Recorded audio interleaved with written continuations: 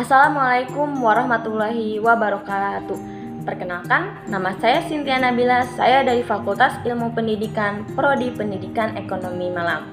Dengan nomor induk mahasiswa 18721500017. Di sini saya akan menjelaskan tentang keberadaan dalam sistem pasar, mata kuliah, ekonomi koperasi dan UMKM dengan dosen pengampu Ibu Cynthia Anissa SPD MPDE. Untuk memenuhi nilai ujian tengah semester 2. Nah, yang pertama ada kekuatan dan kelemahan koperasi dalam sistem pasar. Kekuatan-kekuatan koperasi yang pertama itu ada economies of scale atau adanya pembelian barang yang banyak. Dan yang kedua, bargaining position di pasar. Kekuatan dalam penawaran produk. Dan yang ketiga ada kemampuan dalam menghadapi ketidakpastian atau uncertainty.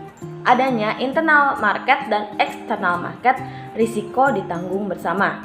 Dan yang kedua ada kelemahan koperasi berdasarkan prinsip-prinsip, yaitu prinsip keanggotaan bersifat terbuka dan sukarela. Dan yang kedua, prinsip kontrol secara demokratis.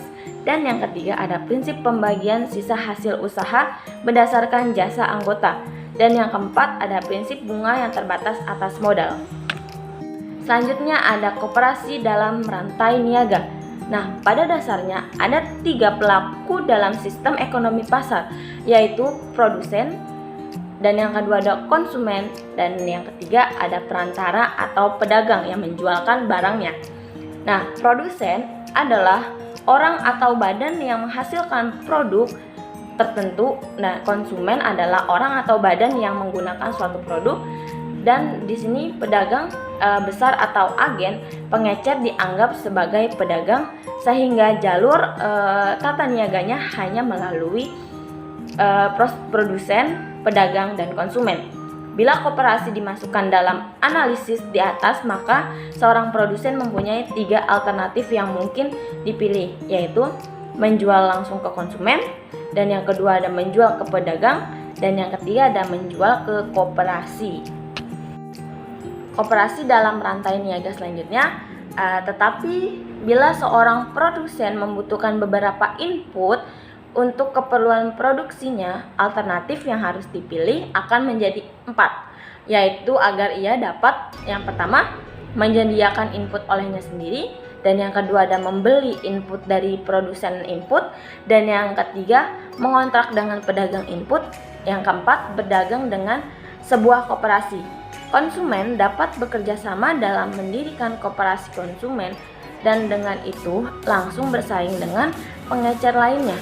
Maka dengan cara itu sangat mungkin bahwa koperasi di setiap tingkat rantai itu akan menjadi bersaing satu dengan yang lain. Selanjutnya ada sasaran integrasi vertikal melalui koperasi. Menurut R.A. Supriyono pada tahun 1985, integrasi vertikal merupakan salah satu strategi alternatif dalam masyarakat memperluas lingkup kegiatannya dengan melaksanakan integrasi ke belakang atau hulu backward atau ke depan hilir forward. Nah, selanjutnya ada manfaat integrasi vertikal. Yang pertama ada penghematan atau penekanan biaya dalam produksi. Yang kedua ada penghematan atau penekanan biaya dalam penjualan. Yang ketiga ada penghematan atau penekanan biaya dalam pembelian. Dan yang keempat ada penghematan atau penekanan biaya transaksi untuk transaksi-transaksi di pasar. Dan yang terakhir ada pengendalian bersama dan bidang-bidang lainnya. Nah, menurut Imas Wandi pada tahun 1985 ada 3 bentuk integrasi vertikal di Indonesia. Yang pertama ada bentuk federasi atau federate, yang kedua ada bentuk pemusatan atau sentralis, dan yang ketiga ada bentuk campuran. Nah, selanjutnya ada sikap terhadap kebijakan harga koperasi.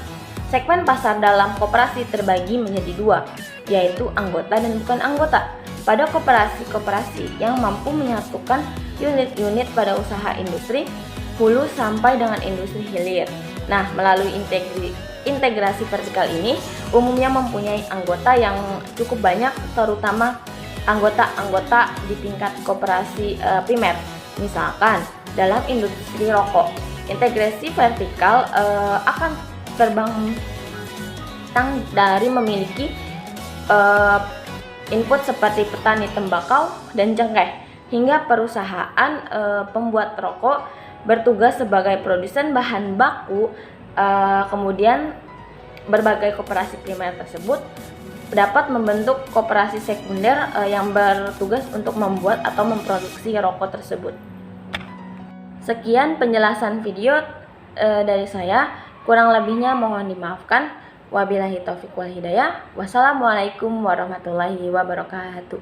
Terima kasih.